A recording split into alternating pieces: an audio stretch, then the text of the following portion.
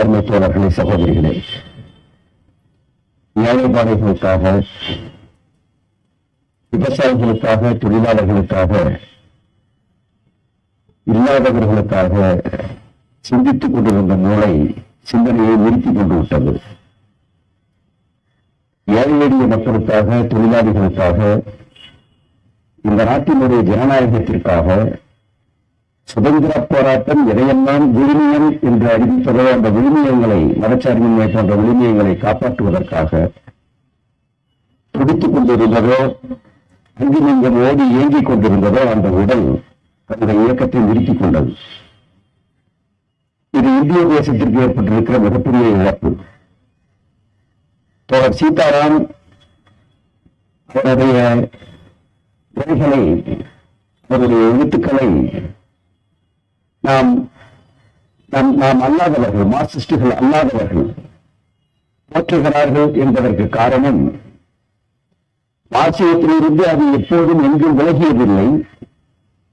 அதே நேரத்தில் இந்தியாவினுடைய தன்மைகளை உணர்ந்து, இந்தியாவினுடைய தன்மைகளுக்கு ஏற்ப இந்தியா எதிர்கொள்ளக்கூடிய பிரச்சனைகளை துல்லியமாக எடுத்துச் சொல்லுவதும் அதற்கு தீர்வு சொல்லுவதும் அதில் இருக்கிற அவருடைய நிபுணத்துவம் தான் அவருடைய சிறப்புக்கு காரணம், அவர் எல்லோரும் போற்றுவதற்கு காரணம். எப்போதும் அவர் கொள்கை என்கிற பேரிலே தனக்கு ஒரு விலங்கை பூட்டிக் கொண்டதில்லை. நாட்டிற்காக அவர் இருந்ததில்லை, சூத்திரவாதியாக அவர் இருந்ததில்லை. இதையெல்லாம் மார்க்சின் லெனினும் சொல்லியிருப்பதுதான். காலத்தின் ஓட்டத்தில் ஏற்படுகிற மாற்றங்களுக்கு ஏற்ப மார்க்சிசத்திலிருந்து விலகாமல் அதே நேரத்தில் மாற்றங்களுக்கு ஏற்ப நம்முடைய வழிமுறைகளையும் மற்றவற்றையும் நாம் பொருத்தமாக மாற்றி அமைக்க வேண்டும் என்பதிலே அசைக்க முடியாத நம்பிக்கையோடு இருந்தார். ஒன்றை நினைத்துவிட்டால் ஏற்றுக்கொண்டால் அதுதான் கடைசி வரை என்பது இல்லை. மாற்றங்களை நாம் பொருத்தமாக ஏற்றுக்கொள்ள வேண்டும், அதற்கு ஏற்ப நம்மை தகவமைத்துக் கொள்ள வேண்டும் என்பதிலும் மிக உறுதியாக இருந்தார். பிஜேபியை எதிர்ப்பதிலே, மதவாதத்தை எதிர்ப்பதிலே அவர் இப்போதல்ல, மிக நீண்ட காலமாக நாம் அவர்களை குறிவைத்து நம்முடைய தேர்தலை, நம்முடைய அரசியலை, நம்முடைய அரசியல் அணிவகுப்பை நடத்த வேண்டும் என்று மிக நீண்ட காலமாகவே சொல்லி வந்தார். இங்கே நம்முடைய யூசிபிஏ தோழர் சொன்னதை போல காங்கிரஸ் உள்ளிட்டவர்களை இணைத்துக் கொண்டு பிஜேபியை முறியடித்தாக வேண்டும். அபாயத்தின் அளவு அப்படி. இந்த அபாயத்தை நாம் முறியடிப்பதற்கு இது உட்பட நாம் செய்தாக வேண்டும் என்று நம்முடைய எல்லா நிலைகளிலிருந்தும் பொருத்தமான மாறுதலை செய்ய அவருடைய தலைமையிலே, நம்முடைய மாநாட்டிலே, மற்றதிலே மிகப்பெரிய விவாதம் நடந்தது. இது போன்ற இந்த நடவடிக்கையில் கடும் விமர்சனத்திற்கு உள்ளானது நன்று. ஆனால் இறுதியாக இருக்கிற முடிவுக்கு கட்டுப்படுகிற ஒரு சிறந்த கட்டுப்பாட்டாளனாகவும் அவர் இருந்தார். இதுதான் கம்யூனிஸ்டுகள் தனியாக நிற்கிறார்கள், தெரிகிறார்கள். எல்லா விஷயங்களிலும் விவாதம், எல்லா விஷயங்களிலும் இறுதியாக ஒரு முடிவை எழுதுதல், எழுதிய பிறகு முடிவில் நிற்றல் என்பதிலே எந்த அளவுக்கு ஒரு கம்யூனிஸ்ட் இயக்கம் தன்னை காப்பாற்றிக் கொண்டே இருக்கிறதோ, அந்த இயக்கம் தன்னை இப்படி காப்பாற்றிக் கொண்டிருக்கிறதோ அந்த இயக்கம் தான் நிற்கும், நிலைக்கும்.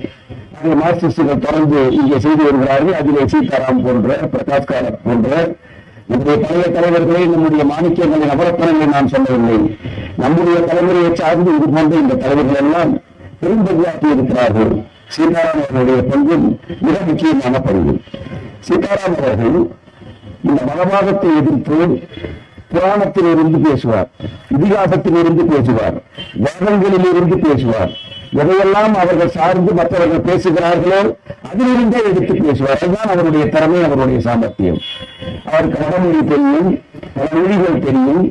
சிறு வயதிலே இருந்து அவர் தாயிடமிருந்து, பாட்டியிடமிருந்து பெற்ற இந்த புராண கதைகளை எல்லாம் கூட இந்த மக்களுடைய, இந்தியாவினுடைய உரிமைகளை பாதுகாப்பதற்காக மிக வலுவாக அவர் பயன்படுத்தி பேசுவார். அதே போல அவருடைய நாடாளுமன்ற உரை மற்றதை கேட்கிற போது பொதுக்கூட்டத்திலே பேசுவது சுலபம், எங்களாலும் பேசிவிட்டு போகலாம். வேறொரு இடத்திலே பேசுவது சுலபம். ஆனால் ஒரு மன்றத்திற்குள்ளே, நாடாளுமன்றத்திற்குள்ளே நம்முடைய எல்லா தரப்பு எதிரிகளும் அமர்ந்திருக்கிற ஒரு இடத்திலே நாம் ஒரு பிரச்சனையின் மீது பேசுவது என்பது அவளுக்கு எளிதல்ல, அவளுக்கு சுலபம் அல்ல. அந்த நாடாளுமன்ற கூட்டத்திலே மற்றவர்களெல்லாம் அமர்ந்திருக்கிற போது பிஜேபியை கடுமையாக அவர் விமர்சித்து அவர்கள் செய்கிற தவறுகளை எல்லாம் எடுத்து நாராக கிழிக்கிற போது கூட அவர்களே தலையிட முடியாத மாதிரி அவரால் பேச தெரியும், அவரால் பேச முடியும். எப்போதும் கோபப்பட்டு தன்னை இழக்காமல், எப்போதும் ஆத்திரப்பட்டு தன்னை இழந்து விடாமல், பாகத்தில் சறுக்கல் ஏற்பட்டு விடாமல் அவர்களுடைய கருத்துக்களை அவர் நாடாளுமன்றத்தில் அவருடைய விரைவில் நீங்கள் யூடியூப்ல மற்றும் இப்போதும் பார்க்கலாம். அவர் பேசுகிற போது ஏராளமான குறுக்கீடுகள் வரும். அவர் பேச்சில் வருவதற்கான கருத்துக்கள் இருக்கும். ஆனால் அவர் பேச்சுக்கு குறுக்கீடு குறைவாக இருக்கும். என்ன காரணம்? அதுதான் திறமை, அதுதான் அவருடைய புலமை. மார்க்சிசத்தை படித்தால் பற்றாது, மார்க்சிசத்தை கற்க வேண்டும். கற்றல் என்பது மிக முக்கியமானது. அப்படி ஒரு மொழிக்குள் நுழையாமல் மூழ்கி படிப்பது என்பது எந்த படிப்புக்கும் முக்கியம். அவர் அதை செய்திருந்தார். அதனால்தான் அவரால் இவ்வளவு தெளிந்த ஓடுவோர் மார்க்சிசத்தை பயன்படுத்த முடிகிறது என்பது நான் என் சொந்த அனுபவத்தில் இருந்து நான் புரிந்து கொண்டிருக்கிறேன். ஒரு கேள்வியை கேட்டால் உடனே அதுக்கு பதில் சொல்லுவேன். உடனே எப்போது யோசித்தால் எப்போது அது பதில் சொன்னார் என்று தெரியாத அளவுக்கு மிக வேகமாக, மிக பொருத்தமாக, சில நேரங்களிலே சாதுரியமாக பதிலை சொல்லுவது என்பதெல்லாம் சும்மா வராது. அதை மார்க்சிசத்திலிருந்து வழிகாமல் பேசுவது என்பது மார்க்சிசத்தை கற்றிருந்தால் தான் புரிந்து கொள்ள முடியும். மார்க்சியை குறிப்பிட்டதை போல மத்திய குழுவிலே ஏராளமான விவாதங்கள் வரும், ஏராளமான கருத்துக்கள் வரும். சர்வதேச நிலை பற்றி வரும், இந்திய நிலை பற்றி வரும், நம்முடைய கட்சி எடுக்கிற அரசியல் நிலை பற்றி வரும். இந்த பிரச்சனைகளின் மீது ஏற்கனவே நாம் எடுத்திருக்கக்கூடிய முடிவுகள், தீர்மானங்கள் அவை எப்படி சரியானவை, அதிலே மாற்றம் ஏதேனும் செய்ய நேர வேண்டுமானால் எப்படி அடுத்த மாநாட்டில் நாம் செய்ய வேண்டும் அல்லது அடுத்த குழுவிலே நாம் செய்ய வேண்டும் என்பதை பற்றியெல்லாம் அவர் மிக பொருத்தமாக சொல்லி தொடர்ந்து மத்திய குழுவை ஒற்றுமையாக வைத்திருப்பது, அதை கட்டுப்பாட்டோடு வைத்திருப்பது என்பது மிக சிரமமான காரியம், மிக சாமர்த்தியமான காரியம். பல கம்யூனிஸ்ட் இயக்கங்கள் சிதறிப்போவதற்கு அல்லது அவர்கள் தடுமாறி போவதற்கு கூட காரணம் அதுதான். ஆனால் மார்க்சிஸ்ட் கம்யூனிஸ்ட் கட்சி எல்லா தருணங்களிலும் சோவியத் யூனியன் சிதைந்த போதும் சரி, இங்கே பிஜேபி வெற்றி பெற்ற போதும் சரி, இது போன்ற அனைத்து சந்தர்ப்பங்களிலும் மேற்கு வங்காளத்திலே தோல்வி, திரிபுராவிலே தோல்வி, கடுமையான அடக்குமுறையை நம்முடைய கட்சி எதிர்கொள்கிறது என்கிற எந்த தருணத்திலும் அசையாமல் கற்பாகவே நின்று அதை எதிர்த்து நிற்கிற சக்தி மார்க்சிஸ்ட் கட்சிக்கு எங்கே இருந்து வருகிறது என்றால் அந்த இடத்தில் நான் வருகிறது. இந்த போக்கை இந்த சக்தியை அவருக்கு வழங்கிய நம்முடைய முன்னோர்கள், நம்முடைய முதல் தலைமுறை தலைவர்கள் அவர்களுக்கு விட்டு சென்றிருக்கிறார்கள். அவர்கள் மிகச்சிறப்பாக பயன்படுத்தினார்கள், மிகச்சிறப்பாக செய்தார்கள். சீதாராமன் அவர்கள் ஒரு தனி பல்வேறு பாத்திரம் உண்டு. எல்லா கட்சி தலைவர்களோடும் எந்த விதமான இதுவும் இல்லாமல் நிரந்தர தண்ணீரிலே மீன் நீண்டுவதை போல் அனைத்து தலைவர்கள் மத்தியிலும், அனைத்து இயக்கங்களுக்கு மத்தியிலும் அவரால் நீந்த முடியும், அவரால் பேச முடியும், அவரால் பார்க்க முடியும். அவர் யாராலும் ஒதுக்கிவிட முடியாது. அவர் ஓரளவுக்காவது கடுமையாக வெறுப்பது என்று சொன்னால் அது பிஜேபியினுடைய சில தலைவர்களை தான். பல நேரங்களிலே மோடியை பார்க்க கூட மாட்டாராம். அந்த அளவுக்கு அவருக்கு கம்பு பார்க்க கூட அந்த அளவுக்கு அவருக்கு அறச்சீக்கிரமும் உண்டு.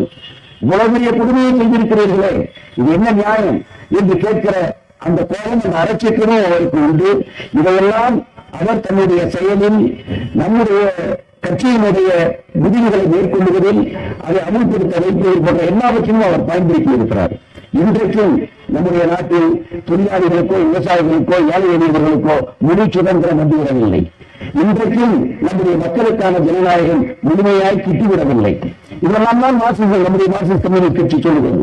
இதை அடைய வேண்டும் என்பதற்காக இப்போதும் தொழிற்சங்கம் அமைக்கிற உரிமை மிகச் சாதாரணமான உரிமை. இப்போதும் வெள்ளைக்காரன் காலத்திலிருந்து ஒரு தொழிற்சங்கத்தில் வெளியார் தலைமை தாங்க முடியும் என்று உறுதிப்படுத்தப்பட்டதை இப்போதும் அமல்படுத்த மறுக்கிறார்கள். இப்போதும் அமல்படுத்த முடியாது என்று சொல்கிறார்கள். நீங்கள் பாருங்கள், நூற்றுக்கணக்கான ஆண்டுகளாக அதை இப்போதும் அடைய முடியாத நிலையிலேதான் ஏழை எளிய மக்கள், தொழிலாளிகள், விவசாயிகள் அத்தனை பேரும் இருக்கிறார்கள் என்பதுதான் யதார்த்தம். இதிலே ஒரு மாற்றத்தை நாம் உண்டாக்க வேண்டுமானால் நம்முடைய இந்த மக்களுடைய கருத்தை, பார்வையை, சிந்தனையை நாம் விசாரப்படுத்த வேண்டும், விரிவுபடுத்த வேண்டும்.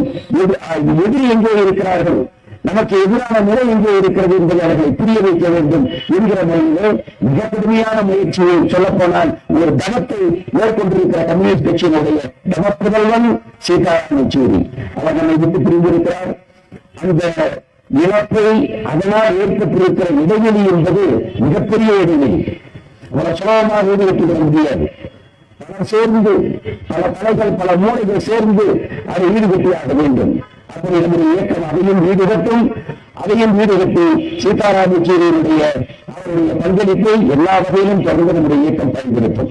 சீதாராம் யெச்சூரி அவர்களுக்கு நாம் அஞ்சலி செலுத்த இவர்கள் தலைவர்கள் சொன்னதை போல் நம்முடைய இயக்கத்தின் மிக வலுவான இயக்கமாக, மிக பலமான இயக்கமாக, பாசிசத்திற்கு எதிரான இயக்கமாக, எந்த அடக்குமுறையையும் எந்த புதிய சூழ்நிலையை எதிர்கொள்ளக்கூடிய இயக்கமாக, இந்தியாவினுடைய விருதுகளை சுதந்திர போராட்டத்தில் இருந்து பின்பற்றக்கூடிய விருதுகளை காப்பாற்றக்கூடிய இயக்கமாக, மக்கள் ஜனநாயகத்தை நிலைநாட்டக்கூடிய இயக்கமாக நாம் உருவாக்க வேண்டும்.